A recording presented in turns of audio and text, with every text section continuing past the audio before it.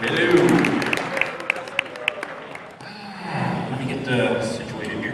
Dusty. I have my questions and everything. How's everybody doing this morning? Woo! Are you awake? Hey, man, call you back. The panel just started. Yeah. How many really late nights out there? All right, I'll talk to you later. Awesome. All right, Awesome. And now it's only Saturday because we can do it again. So, thank you very much for coming to this panel so dang early in the morning. Woo! And we have two wonderful guests who are sitting back here wanting to talk to you. And they are Lauren Faust and Zacherle.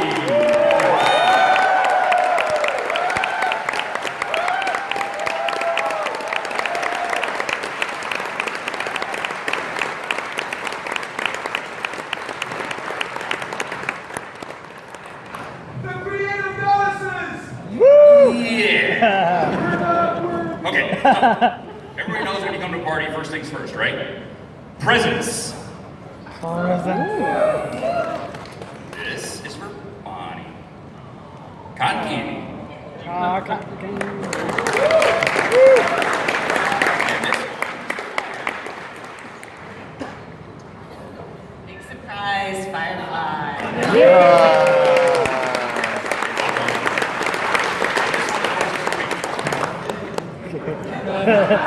Upside down apple. Yeah, I haven't seen those yet. Come on, focus. so this whole panel is supposed to be about pony origins, right? I'm hijacking this sucker. We've talked that to death. Everybody knows that this wonderful lady created My Pretty Pony back in '83, right? Everybody knows that. We've been through that, right? Everybody knows that lovely lady on there is the creator of G4, the reason why we're here today, right? Yeah.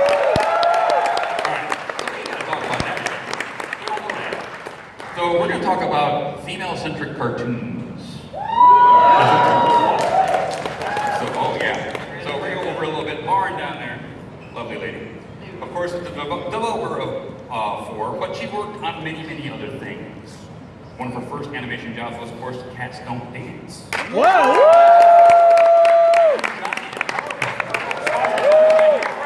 Super best friends forever, which of course developed into. Don't forget 50. Hello.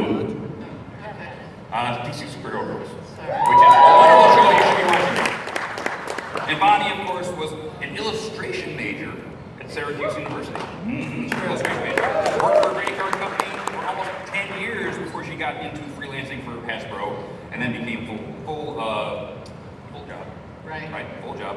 And then created My Pretty Pony in '83, which later developed into, of course, My Little Pony. So, my question, one, you both seen Stranger Things? No. Okay. I have. You have. So I'll explain a few. So, Stranger Things is a show which is sort of based in the 80s. Anyway, so they've thrown a lot of My Little Pony swag in there. I've right? heard that they Yeah. So the scene is Dustin is the nerd. He's the computer nerd, right? So he's giving another character a harshness because she's also a nerd because he loves MLP. She goes, I'm not a nerd, I like MLP. And Dustin goes, well, you know, let's see. Rescue from Midnight Castle has castles and dragons and magic and centaurs, which are all nerd tropes. So therefore, girl, you are a nerd. My big question is, what are both of your thoughts about My Little Pony, even G1, still being in the public consciousness even today with brand new shows? And why? Yeah, how do you feel about it? Well, I think it's just a nice toy. It's friendly. It's doll-like. It's something you can add your own imagination to. And to me, that's the key of a good toy. You know, not something that you wind up and look at. Something that children interact with each other, and add their own personalities and storylines. That's why it's lasted. Yep. And I think She did that and more. no, but it started with you. I think that it's a simple idea, and it's an iconic idea. So even kids in the 80s who didn't play with My Little Pony were aware of them, you know? So probably most girls in the 80s had one. If they weren't obsessed with them like I was, they at least had some or got some as gifts. Their brothers probably, you know, ripped their heads off and teased them about it and that sort of thing. But it resonated with that generation. And even when in subsequent years, you know, My Little Pony had a lull in the marketplace, Generation 2 didn't really hit, and it just disappeared for a really long time. But it always stayed in our consciousness, even when it wasn't a profitable brand, briefly. So, and I think that's why. I mean, how many toys were there in the 80s that they could have had that character playing with, and they went with My Little Pony, and I think that's why. And then we had 3G.5, which tried to kill the whole series. But then 4 came along. Awesome. Okay, this is for both of you. From G1 until now, with shows like She-Ra being rebooted to a more powerful female-centric show, how do you feel the trajectory of female-centric cartoons, like we have at Bresco now, we have other female-centric cartoons, do you think that it's coming on too fast, just right, not enough? I think it's too late. I think it's a long time coming. Too slow. Yeah, it should have happened a long time ago. But it's wonderful that it's happening now. Just in the last several years, there's been a bigger interest among girls in comic books, and for the first time in a long time, first time ever, comic book companies have taken notice and cared that girls were interested in their storylines and started pushing comics towards girls, and that has bled into animation as well. So it's actually like a really exciting time right now that not only is there interest from girls in cartoons and superheroes and comics and toys, but also for the first time ever, I think boys aren't embarrassed to like things for girls, so the audience has gotten wider, and the companies, the studios are listening and care and are giving it a try, and it's working, and it's a wonderful time. Yes, we do have more female stories, even within the Marvel universe in the movies. Yep, and the movies do well. Yes, and those movies are doing well. Yep. Lauren and I just had our own little panel discussion, And in the green room, yeah. it was very good, because she was saying that in Japan, they did have a lot of cartoons that were oriented or directed at girls, Yeah. and you know. Yeah, and for years, like, Western animation outside of princess movies didn't really offer a lot of fare for girls, and like generations and generations of girls who were hungry for cartoons got what they needed from Japan. And now that influence, I'm seeing that influence with a lot of the young women that I'm working with in their work, working for me, that I see all the anime influence coming in, because they were hungry for it and they wanted it, and America wasn't willing to give it to them, so they had to go and get it from Japan. Yeah, very strong Sailor Moon. You had Bulma from Dragon Ball Z. A lot of strong female characters that came out of early Japanese animation. In fact, for me, you had June the Swan out of Battle of Planets, which was Science Team Gotcha, and other strong characters out of Jungle Emperor, which was Kim the Boy Lion back in the 70s. So yeah, I think a lot of that. Some of those actually had some on YouTube too. Oh, for sure. Okay, hit shows like She-Ra, Bresco become popular, as well as DC superhero girls. So, is there, and this is really great for Bonnie, you've been thinking about this for years and years and years and years. What kind of topic for a female-centric show would you like to see today that you would develop? How about That's a tough one. You know,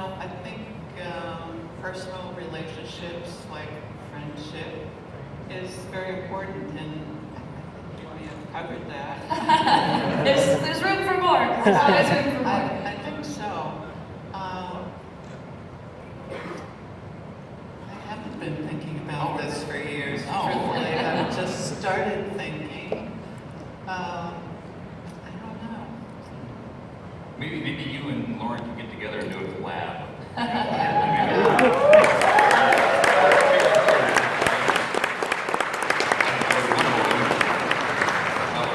Is there anything that you haven't really covered in DC Superhero Girls or My Little Pony or Foster that you think you could still do? Oh, sure. I mean, there's plenty. You know, I mean, I definitely am primarily interested in, especially at this point in my career, to continue to tell stories for and about girls. Shows like Foster's was very gender neutral, but the majority of the cast was boys. You know, girls' lives are so rich, and so many different things happen in your life from the time you're very little to the time you're a child and a tween and then a teenager and then an adult, and there's so many different types of people, you know, who are girls, personality types. There's so many stories to tell. So like the idea of saying that something is for girls, you know, people think it's a tiny little box, and it's not. It's huge, because a lot of people forget that girls are just we're people, and as many stories that you can tell about people, you can tell about girls. It's absolutely endless. I think that girls just want to be included, and that's, you know, I was a preschool designer. That's why, you know, when I created Pony, it was natural colors, and it was for boys and girls. And I don't know, in later life, I don't like organizations or meetings that are all men or all women. I like the combination. We both have things to learn from each other. And, you know, I don't really think of it just for girls. I mean, we just want to be included, really. Yeah, and you know, it used to be said, and it's still said sometimes, that boys won't watch a show about girls or read a book about girls or play with a toy about girls. But girls will watch a show about boys, Right. will read a book about boys. But that was really because we kind of didn't really have much of a choice, because that's all there was out there. So girls found a way to be able to relate to boys, understand boys, read a book about a boy and say, I'm like him, and these feelings that he's having are like feelings that I have myself. And now boys are starting to do the same thing. So the more things that are out there about girls, the more boys can start relating to them. And not be ashamed that And they're not be interested. ashamed of it, yeah. How many guys out there, just the guys, are watching She-Ra? How many guys are watching Agretzko? Yeah! How many guys watch Sailor Moon? Prove my point. All right. This one's specifically for Lauren, because there's something going on at Netflix lately. They actually put out they said that they usually give a show 2 seasons only, because then they have to pay more for it, and usually that's it. But something just happened, and they had a really good show with She-Ra and Voltron, which had a very good, strong female princess character, Agretzko. But they just canceled Tuca and Birdie. Have you seen that show? I haven't had a chance to see Tuca and Birdie, but I know people Okay, who love it and are upset about Very, it. Yeah. very critically acclaimed show. Yes. Right, in the vein of BoJack Horseman. But after 3 months, Netflix said, nope. And that's it, it's done, it's over. And critics are up in arms about it. What would you say to its creator, Lisa Hannibal? What would you say to her now that she's pretty much, you know, this is my baby and it's gone? Oh goodness, well, when you lose your shows and they're your babies, it's very painful. But you just, I don't know, you just gotta keep going. You just gotta make another one. Just don't give up. Just keep pushing. Bonnie, in your history, I started doing some research on your history. You were a designer, but how close were you say, in the design phase? Were you part of tooling costs and these production meetings where it might have not happened or anything like that? My question being, I was a motorcycle parts guy myself, and I made parts overseas in Taiwan and Mexico City and all this stuff. And we'd get a product from, say, a designer, and I would have to send it over there. And tooling cost was very important on whether a product got made or not, whether it made any money. How close were we on not even having My Pretty Pony because maybe the tooling cost was too high, the marketing wouldn't work, or something like that in those meetings? Is there any nugget of information that you could give us? It was always close to not making it. I pushed for it for 3, maybe 4 years. No one got it, or they didn't, say that they got it. And, of course, pricing is always very important. But, it was a very simple toy. My Pretty Pony was not actually my original idea. It was my boss's boss. And, he wanted to put in all sorts of mechanics and stuff. And since he was the boss man, they could afford it, And sometimes they use pricing as an excuse to kill a toy. And it's always a consideration. I think most of my career at Hasbro, or a lot of it, I didn't work there for nearly 5 years and have, hit after hit after hit. Pony was really it. And that was the last year, and I wasn't there when it finally came out. But most of my career was spent taking money out of toys. It's like, this costs too much, we have to cut down on the decoration, and, everything costs something, so you have to budget for it, and if it's too expensive, they won't make it. How close were we, say, to it just basically being canceled? Would it ever get canceled abruptly? It was canceled almost at Toy Fair because the sales force said it didn't do enough, it didn't do anything. That's what I heard, and you have to have a champion to go to bat for something. And I had a champion in the marketing director, and he fell on his sword for it.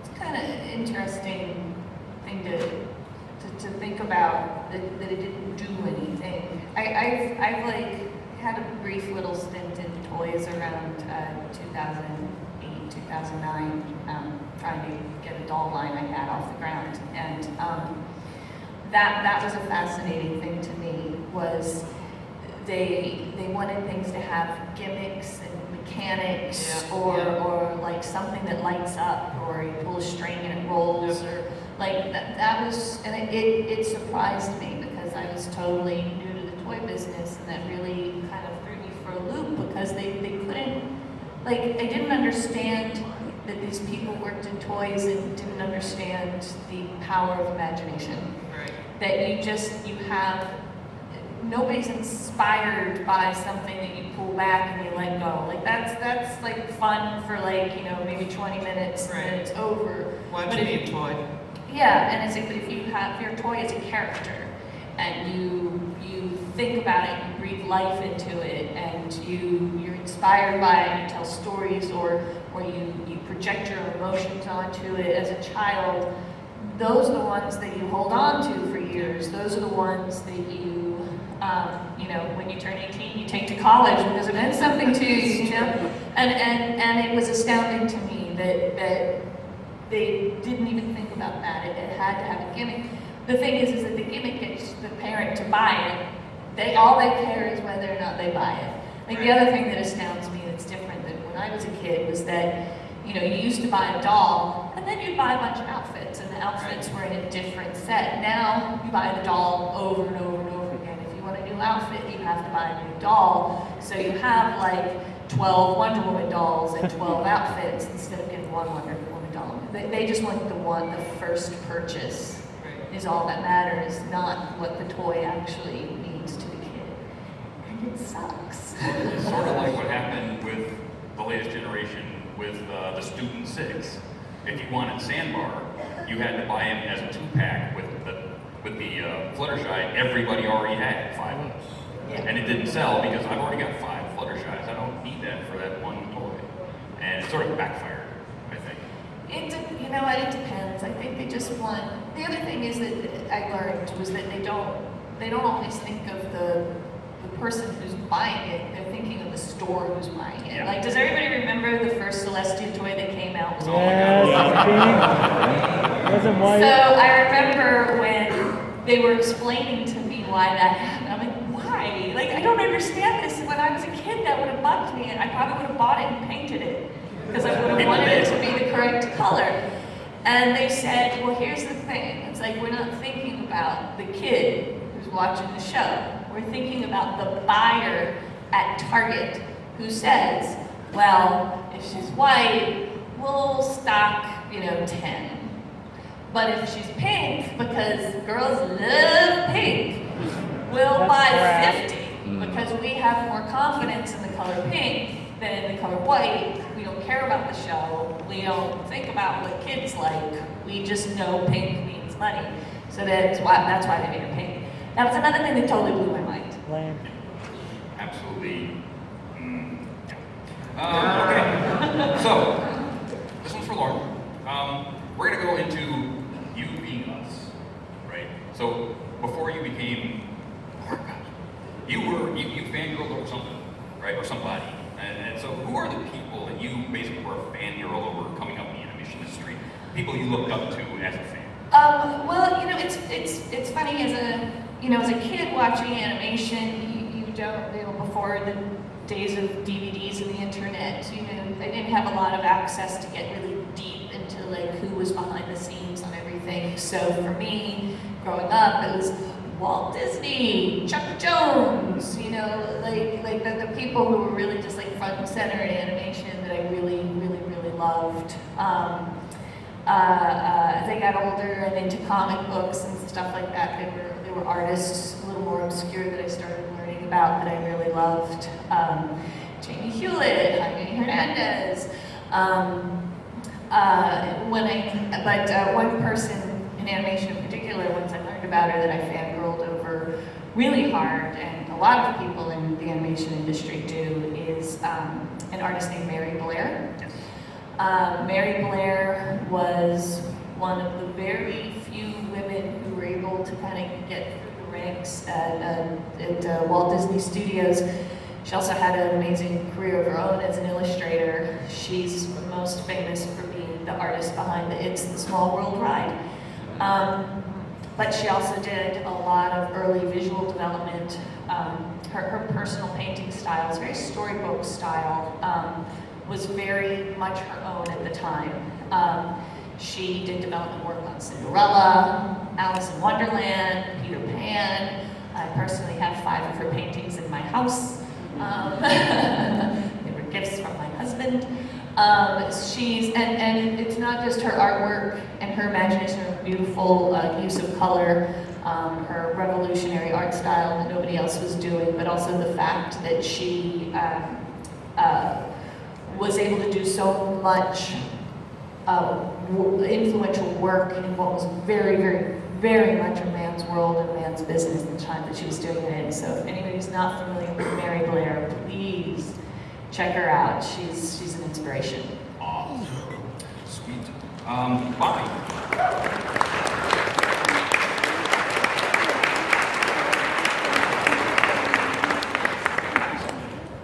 So, Bonnie, kind of the same question for you. Seeing as a different generation, right?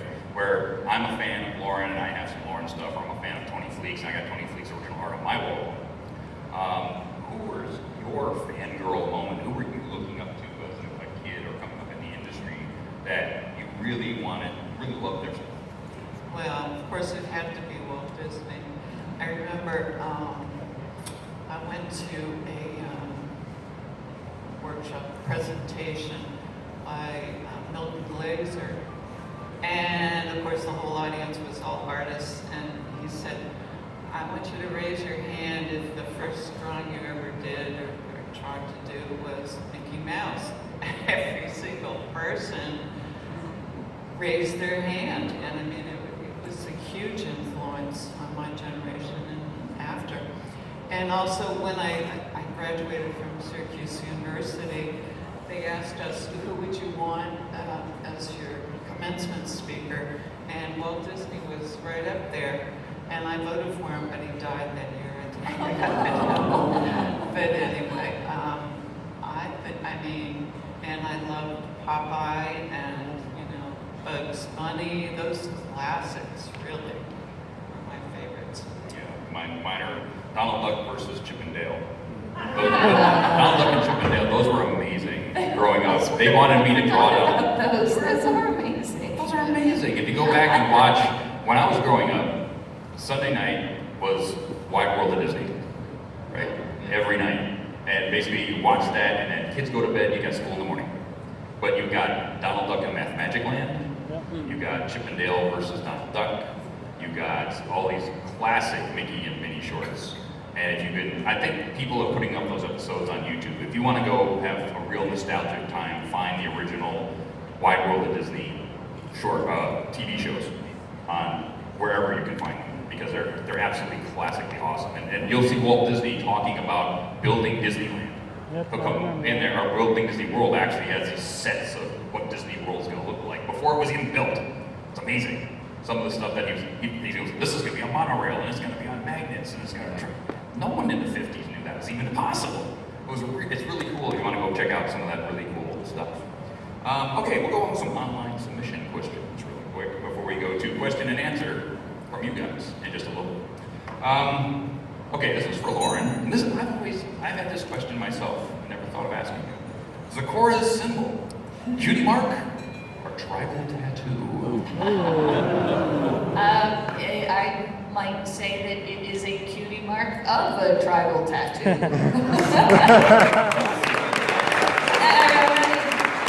Seriously, yeah. She didn't put it there, I guess I would say. Yeah. Okay. Let's see. How about this? Bonnie, we know that cotton candy is your favorite, G1, and yours is Firefly. You've seen enough G4, right? Yep. Okay, who is your favorite character from G4? It kind of has to be Pinkie Pie.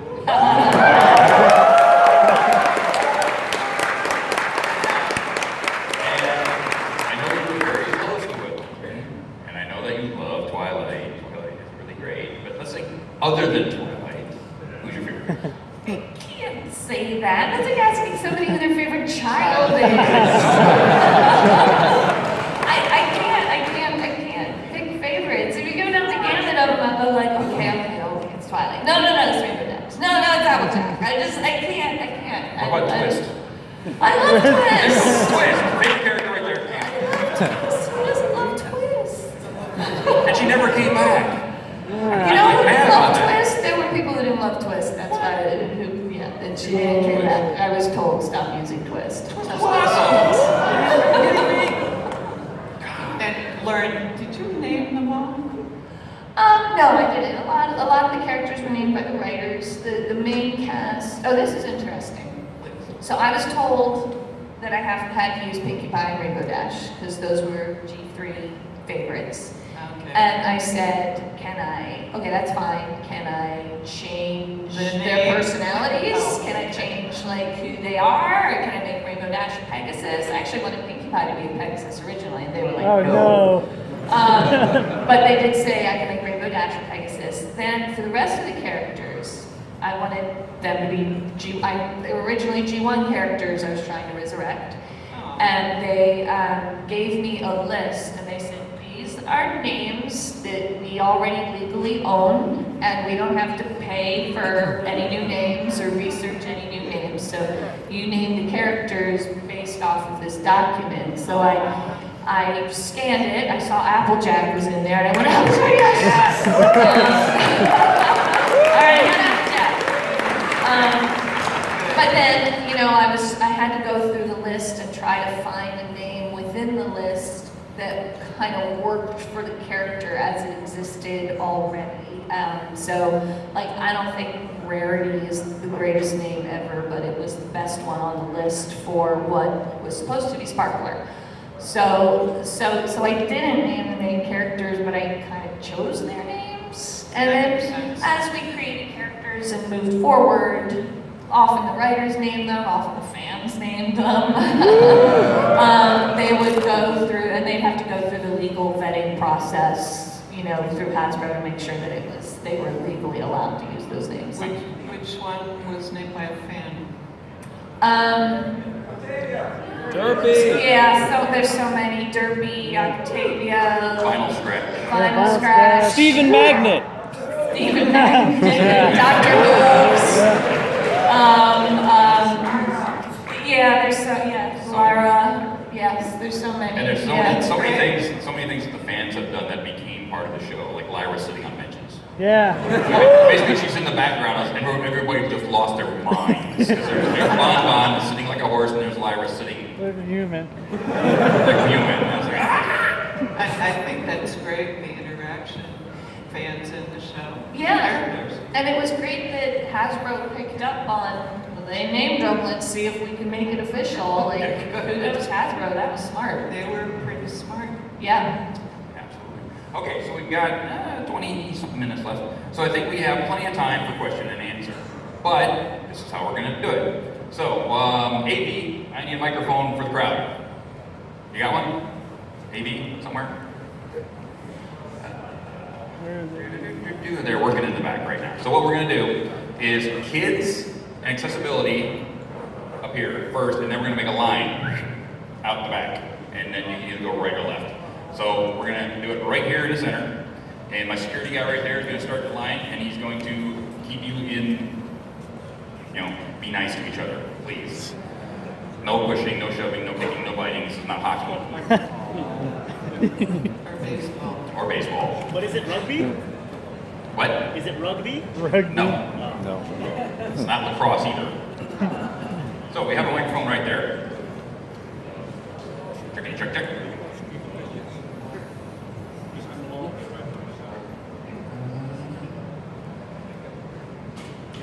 Hi. First and foremost, any kids?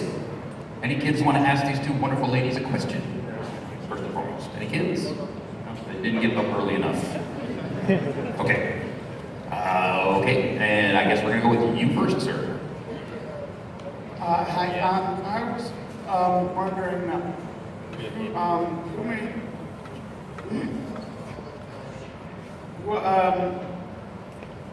the decision to bring back villains from Gen 1, were you involved with that, or was that, you brought back Tarek and recently the goat from Gen 1? Okay, so I'm gonna cut you off right there. The only thing that she will know about is season 1 and season 2. So nothing past that. She Yeah, worked I on only season 1 and 2. Yeah, I only worked on season 1 and season 2, so past season 2, I was not creatively involved. Yeah. So any questions, season 1, season 2, or G1 questions and that kind of thing. So those are those questions. Anything past 2, maybe if I know something, which I shouldn't know, I can answer. Seeing as we're going to the second half of the season, I guess my NDA is run out. Okay, you have a question on 1 and 2? All right.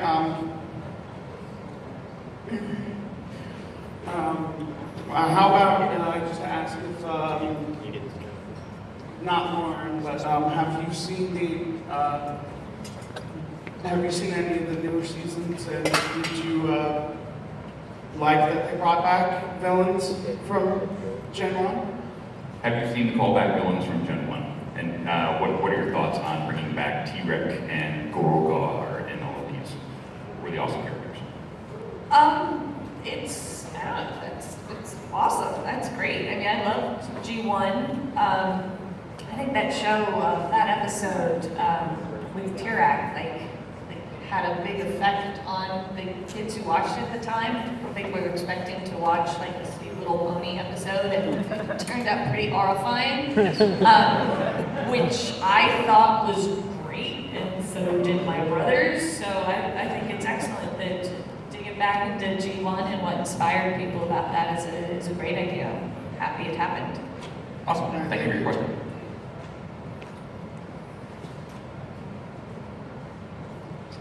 Hello, let me just say it's a great honor to meet you, Lauren Faust. I've been a fan of your content for years, and I'd just like to know, what was your experience working on the film Quest for Camelot?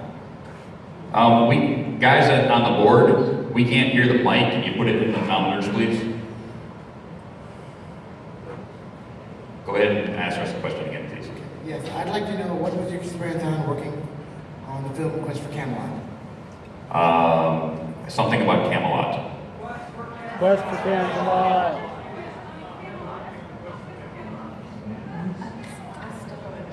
Yeah, we I'm really so can't sorry, hear we're you having a hard guys. time understanding. Yeah.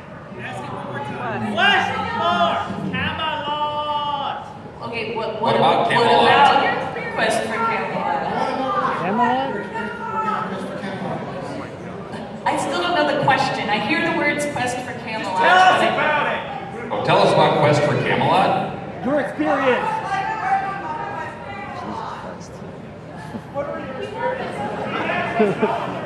Everybody shush. What were your experiences working on Quest for Camelot? What were your experiences working on Quest for Camelot? You worked on that, right? I had no idea. It was so long ago. I don't remember. And that happens when you work on something so long ago. People ask me questions about, was it really great to have somebody on Stay Brony My Friends 5 years ago? And that's like, well, What? yeah, it was great, but I completely forgot what we talked about. It was 5 years ago. Yeah, So- I'm very sorry. I'm blanking a little bit here. And please forgive me. Very sorry. Yeah, so we don't really have an answer for I'm that. so sorry. Yeah. Sorry about that. Okay, now I remember. You know what confused me? Camelot and Canterlot. Yeah, that's what I was thinking. I So thought my it was brain was Canterlot. thinking, Pony, when did we do Quest for Canterlot? Why don't I remember this? Okay, Quest for Camelot. Okay, I only worked on that movie for 3 months.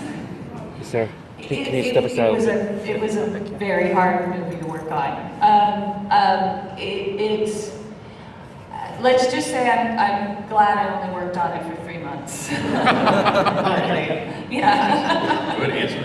Thank you. I'm very sorry about that. That was like a huge She brain fart works on my way plate. too hard. Yeah, I'm It so sorry. was such a horrible experience, you wiped it from the Yeah. mind. Yeah. Try to I'm so sorry. Thank I you. get that.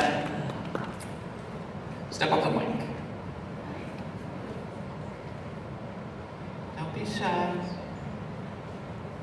How do you make good characters? How did you both figure out what characters you wanted? And also, thank you for making my childhood magical. Both of you. You're like a huge inspiration. Very welcome. As for me, I just created what I would have liked. I think that's what we all do. Yeah, Personal. for sure. In fact, I was talking to a friend about this recently who wants to develop her own shows, and I said so much of it is I make what I want to see that doesn't actually exist, and Exactly. you hope that there's other people out there too. You feel the same way. Yeah. Obviously, there are. Yeah. Thank you so much. Thank Welcome. you.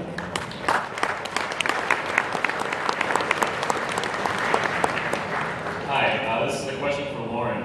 What were some of the other names that you had to screen for when you were casting the main six? That we had to screen for? Oh, do you mean who I wanted? When you chose the names for them, like Applejack and Rarity. Oh, some of the other names on the list? Is that what you're asking? Yes. I swear I don't remember, but if you wanted to look it up, it was pretty much all the G3 names. So those were ponies that they were currently selling in the G3 generation. So it was just their list of the names that they already did. So if it was a G3 pony, it was a name I got to pick from. Thank you. Sure.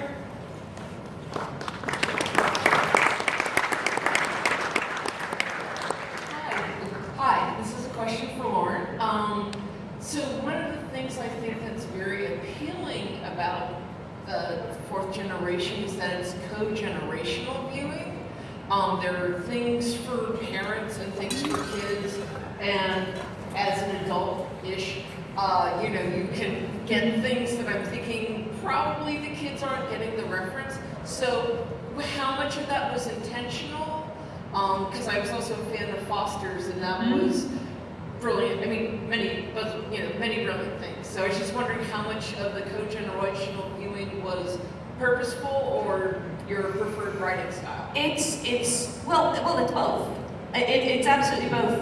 When I was helping my husband develop Foster's Home for Imaginary Friends, we very much talked about how when we were kids we loved watching the Muppets with our parents.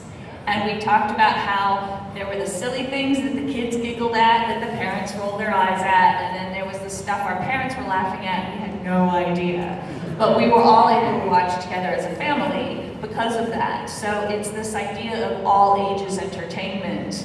So it's like everything's perfectly appropriate for the little ones, smart and compelling enough for the older kids, and for any kids' parents who want to watch it with them. And my husband and I both believe in that philosophy. And even though everything that we make has what our bosses consider a target audience, which is usually kids 6 to 11, boys 6 to 11, girls 6 to 11, we're always trying to get everybody of all ages who might be interested in it to watch it. So it's entirely intentional, but it's what I like to do anyway. So it's both. Brilliant. Thank you.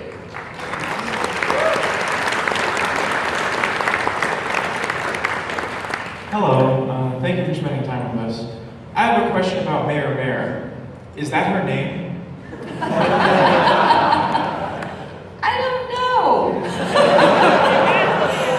I don't know where the name came from. I think she was in the scripts, she was just the mayor. I don't know when she started getting called Mayor Mare or who called her that, but it just stuck. But I guess it's her name. It's funny. It's a good joke. I like it. Thank you. All right.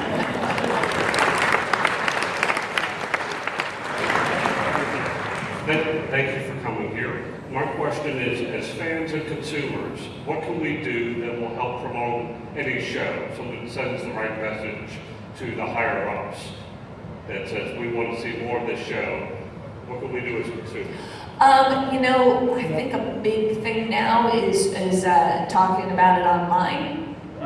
Of course, buying anything they do make, but one thing that's really great right now is, 10, 15 years ago, it was all about Nielsen ratings, and Nielsen ratings I learned are not really reflective of who's actually asking, because who knows who has one of those boxes, So now, with the internet and with streaming services, there's a more accurate way to see whether or not people are interested in it. So the more buzz there is about it online, the more people purchase things.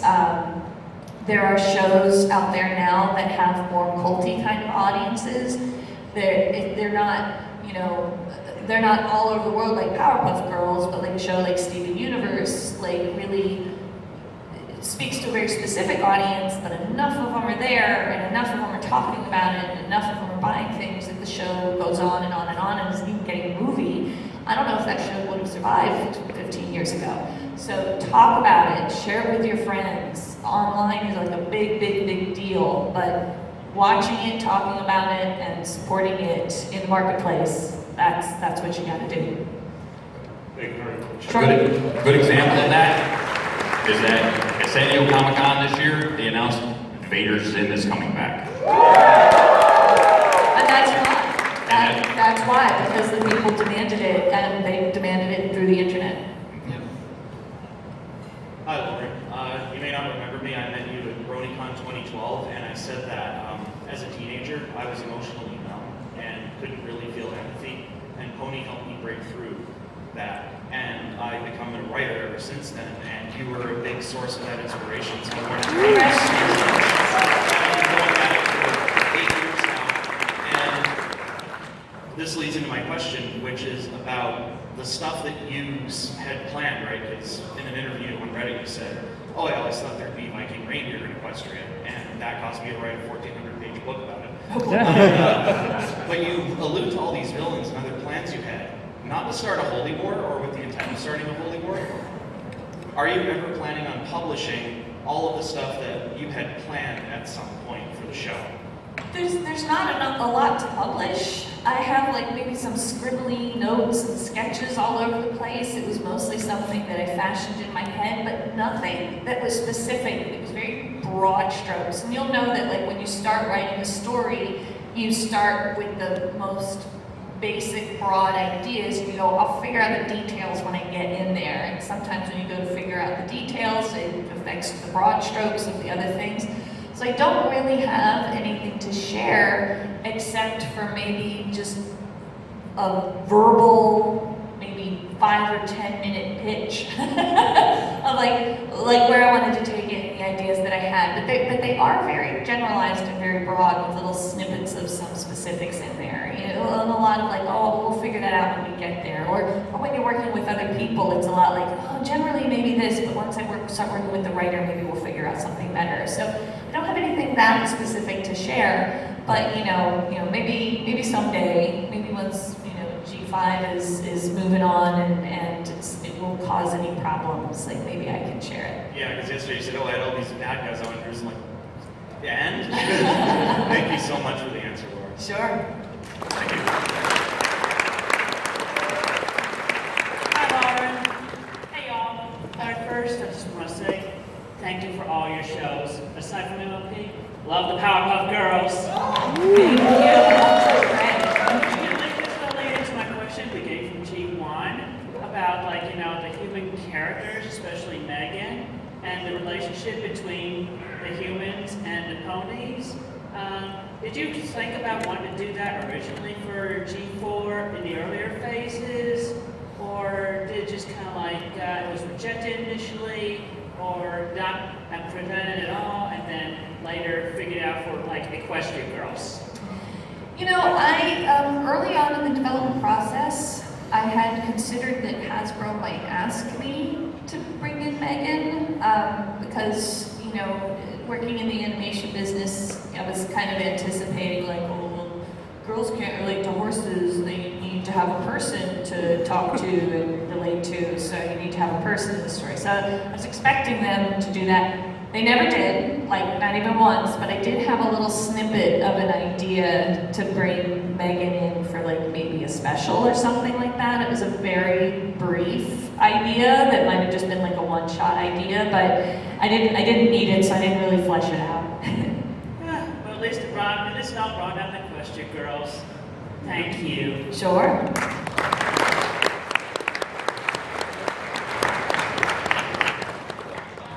Hi, pleasure to meet the three of you. I just want to know, where did Trixie come from?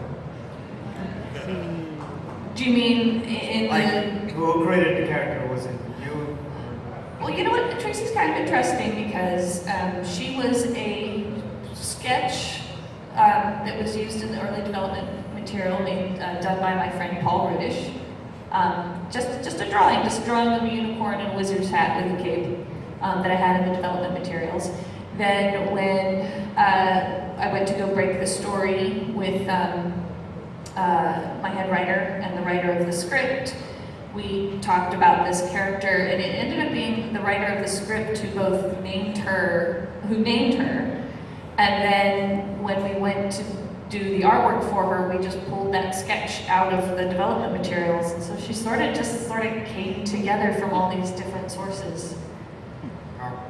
So she was a real collaboration, you could say it that way, from a lot of different creative minds. Trixie is so great and powerful, she created herself. There you go.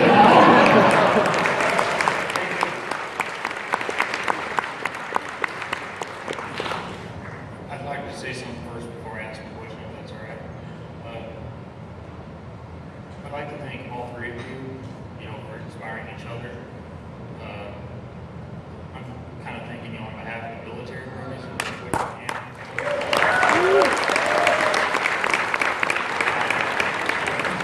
Being in the military, it's a very stressful life. You're away from family and stuff like that. But this show, for me in particular, helped, calm my stress and, all the stresses that go with it. Like when I was deployed, I couldn't wait to get back because that's when the next season was coming out, so I was really excited for that. So thank Wow. you for that. And I suppose my question is off of that is, were you as surprised that there's, I'm not sure how big it is, but that there's a military Brony fandom?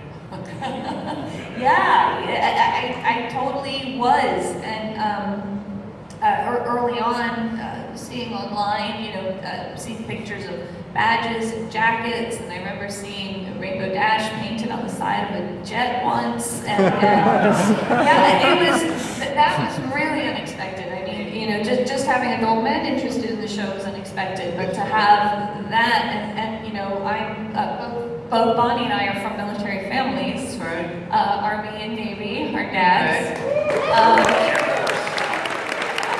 My grandfather was a Marine. So like that was very meaningful. And at the very first Bronycon, there was a group of military bronies, and I just remember asking them like, why, like what, like I'm so like why. All my friends asked me the same thing. But they said the same thing. I got two answers that just fascinated me and meant so much. And one was that, it was just like, it's so stressful, and to see a show about characters who really truly care about each other was helpful to them, and that also it was something for them to bond over with family that they were missing, little sisters or nieces or daughters or that sort of thing, and it's extremely meaningful. Really is. I know I was given a medal at one of the Bronycons, and I was dumbfounded, and I thought, what would my father think of me now? I think he'd be proud. I hope so. That's my nickname. I love it. I love it. It's Awesome. a good name. Thanks for your question. Thank you. Thank you. My granddad was in Marietta. Hello, this is a question for Lauren. In the first season, Hasbro stipulated that the show would have to be rated EI for educational information. Did you find that to be a handicap going forward, or was it kind of a blessing in disguise and it helped to make the show even better and more relatable, or how's your opinion about that? It was a pain. I gotta be honest. I wish, I have a 3-year-old daughter, and educational programming is very important. But there's a difference between educational programming and storytelling. So we ran into a lot of issues with people asking us to end the story in the middle. So that the character learned their lesson, and then the second half of the story was watching them live their life with their lesson learned. I'm like, they're gonna turn it off in the middle. It's the episode, I can't remember the name right now, where Sweetie Belle was embarrassed by Granny Smith. Oh, yeah. They were very concerned about that episode because they thought Sweetie Belle was being very disrespectful. And they wanted to, and I was like, well, that's the lesson that she learns. She learns that while she thinks her grandmother is kind of weird, she finds out that her grandmother has actually had this fascinating, amazing story, and she learns to admire her grandmother. Like she has to have the flaw in order to learn the lesson. And they didn't like that. And I'm like, but that's how you tell stories. Right. So they wanted her to learn that her grandmother was awesome in the middle of the story, so she could spend 10 minutes having fun, respectful time with her grandmother. And I'm like, that's gonna be really boring. So it was a little tough. I gotta admit, it was a bit of a hindrance. But at the same time, I really respect and understand the need for educational programming, but they don't always mix. They don't always mix. Thank you. Sure.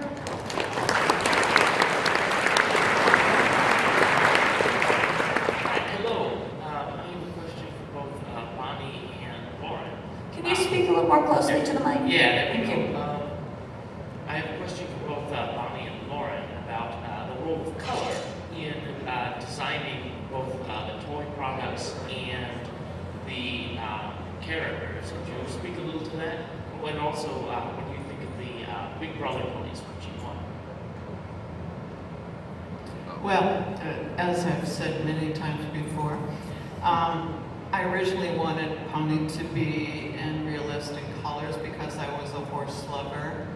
And the minute marketing changed it from realistic colors to pastel, you know, it became a whole different story and didn't have to be realistically played with.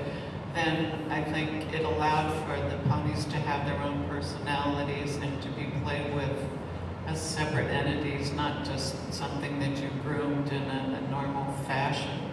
And, you know, it kind of did open up a whole world of color. Yeah, made it more magical. Yeah. Right, exactly. Fantasy and imagination, so. Which I think actually led to Pegasus and Unicorn coming. If they had been just horse colors, no one would have thought, it was like, wow, what if they're Pegasus or unicorns? And then we wouldn't be here. Yeah, no, it opened it up. And then, yeah, the big brother ponies. You know what, they've always been kind of funny to me because, you know, working in this business and thinking about, you know, gender in cartoons and toys, that in this world of girl toys, that when they introduced some boys, they were gigantic stereotypes. The baseball player, the fireman, the football guy. Like, it's really an interesting example of reverse stereotyping. Here we go again. Yeah, I don't know. I just like their hairy feet.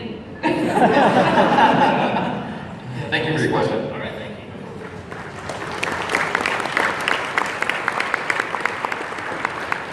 Oh, greetings, everyone. Hi. I have a question for both Bonnie and Lauren. Now that G4 or production on G4 is over, I was just curious if either of you had thought of any new story ideas for MLP, any generation. And keep in mind that there are thousands of fanfic writers out there, so anything you say here probably will happen. I don't know. You know, I only did the first 6, and I was out of ideas after that.